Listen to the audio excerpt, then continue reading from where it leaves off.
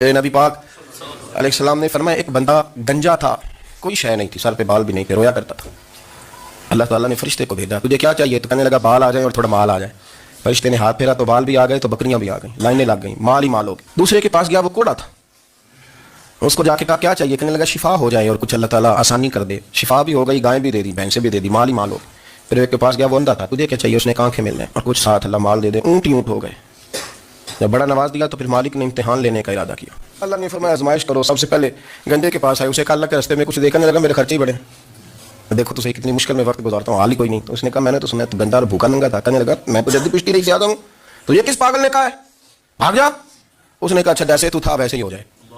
खेत खलियान उजड़ गए, फिर से गंजा हो गया। हुजूर अलैहिस्सलाम फरमाने लगे, फिर वो उसके पास गया जो कोड़ा था, उसे कहा कुछ दे। कहने लगा खर्चे ही बढ़े। कहा मैंने तो सुना तो पहले कोड़ा था।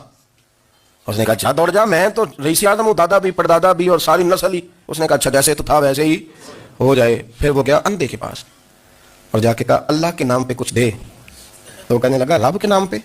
ये खड़े हैं ऊँट, जितने तेरे दिल करे ले रहा। उसने कहा क्या माना इस बात का? कहने लगा यार तुझे क्या बताऊँ, मैं तो अंधा था, मैंने तो कभी दुनिया देखी नहीं थी। फिर उस करीम ने फजल किया तो मुझे बड़ा कुछ दिखाया। वो कहने लगा तू अल्लाह के नाम पे जान मांग, मैं वो भी देने को तैयार। मेरे पास तो शय कोई नहीं थी, मुझे तो अपना पता है, मैं तो कोई शय नहीं था, कुछ नहीं था मेरे पास। ये तो उनका काम है कि रोख इनका उधर है, और मुख्तसर सी मेरी कहानी है, ये जो भी है उनकी मेहरबानी है।